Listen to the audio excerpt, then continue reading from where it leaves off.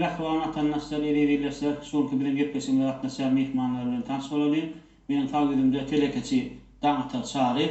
Şeýle hem onuň maňrýanyna Türkmenistanyň Fenagatçylar we Telekeçiler partiýasynyň Aşgabat şäher komitetiniň umum bölüminiň maglumat Hokdulda goýunça baş münäwirmeni Merdan Ataýew, şeýle hem Erjel Beýgenç Hukuky Karhanasynyň ýolbaşçysy Bayrammurat Muhammedow.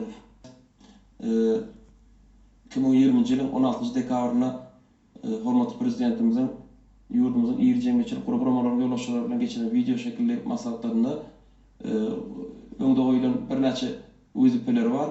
Ol wezipler arasynda Türkmenistan Senatyny Telekeçiler partiýasynyň ýaşlar bilen yslyşykly işler alyp barmagy, olary telekeçilere çekmek barada birnäçe işler alyp barmak taşyryldy.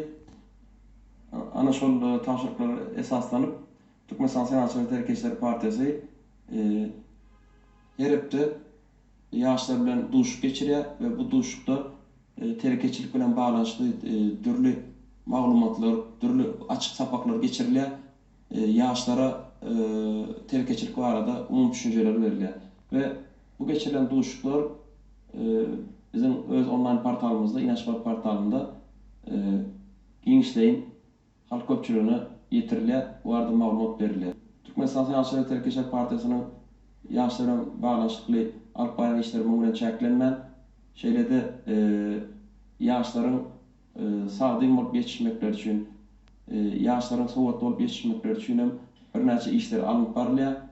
Ýurdumyzyň beýleki edaralary bilen, beýleki jemgyýetçilik programmalary bilen birlikde ýurdumyzda hereket eden orta bilim, ýokary bilim bilen ýokary okuw jaýlarynda da bazı işler alyp barýar. Olardan da şaram telekeçilik bilen ýakyndan gyzyklanýan talip ýaşlar üçin maýa goýum taslamasy duşuklarymyz geçirilýär.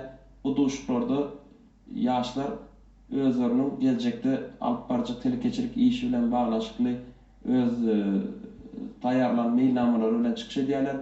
Mailnamalary partiýanyň işgärleri we telekeçiler baha berýär.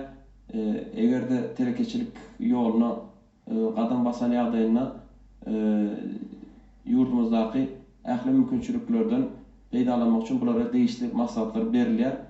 Elbetde döwrüň ösmegi bilen